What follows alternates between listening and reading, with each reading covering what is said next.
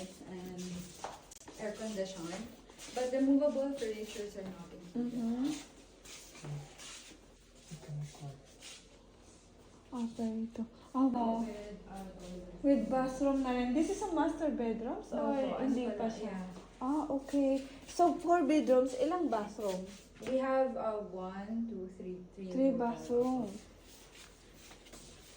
Yung master's bedroom po, it comes with a bathroom. Oh, This is the another common bathroom. common bathroom, this one. And this one po, you can convert it into whichever you like. So it could be a guest room, office, Yes, yeah. Or it can be like a studio. for our cleaning. Mm-hmm. And then we have pantry over there. And then Oh this my is the God, living room. that's... Living room po, you get the view of our swimming pool.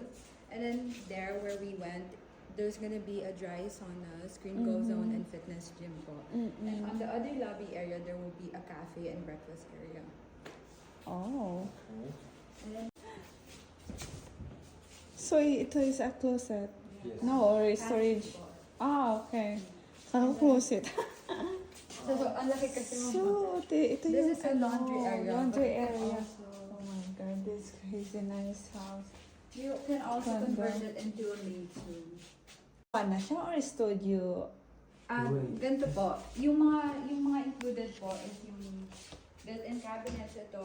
Pero the rest po, yung mga furnitures, hindi siya. Ah, yes po. Pero lahat na to okay na. Apo. Kumbaga, kasi di ba meron? Yeah. Pero mamaya po, I can show you the turnover unit. Ah, meron naman ako, no? There's two So- bathrooms. This one? Yeah, 4 bedrooms This is a and 3 laundry. bathroom. Okay, but here's like. You can What is pay this? for it. It's like a portable bathroom. Okay. Yeah. There's no bathroom with bathtub? There is here in the master's bedroom. Okay. Ah, this one. Opo. This is the master's bedroom. So, mostly client nyo dito, ma'am, sa tingin nyo? Most po are for foreigners. Foreigners. Yeah, Korean. And yung mga, sorry po, meron akong something It's on my okay. mouth. And ano po, mga nagtatrabaho sa government. Ah, oo. Mga very private. Ang galing, person. no? Ng ano, kasi for sure, ano siya, anong tawag nito to, financing? Parang deferred cash or... We have cash payment and then in-house. Kasi, in-house Opo, siya. Kasi dito sa loob ng Clark, hindi sila talaga nag-aalaw ng bank. Financing Yeah, or pero anything. ngayon, inaano po namin siya. We're working on it pa lang po. Mm. Since magkaka 99 years na po ng leasehold, we're working on it na. Maybe they can allow us to... It's nice pag may financing siya, no? Oo. Kasi pag in-house, medyo mataas kung mapapansin natin na, no? Pero maximum years to pay ng in-house, magkano siya? I mean, ilang we have- years? Meron po kaming long-term na 2 years and 5 Long term years. na yon, yung Opo, 5 years or 2 years. Parang, Yes po. pero with interest na yon siya. Opo. Kasi nung nakita ko sa sinenwang nga, madam, meron siyang with interest and without interest pag Opo. kaya mo siyang bayaran without Ng that full time. payment. Opo. So, parang ang ganda ng master bedroom.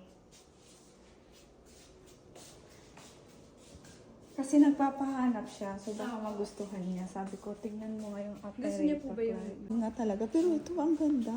Pero magkano max nito, ma'am, na price? Meron po kaming 4 bedroom. Opo. Ito po yun. 29 po to. Starting 21, max yun, ma'am, ng Opo, price 29 niya. to 33. No discount kapag nagka-cash ka or Pag cash po, we have 7% discount. 7%. Pero sa TCP siya, kumbaga sa total contract price talaga siya. Tapos, paano to? Yung, kumbaga, yung processing fee niya, included na ba lahat doon? Or With that there's a one po. differently amount? I'm not sure Need to with that pay. one.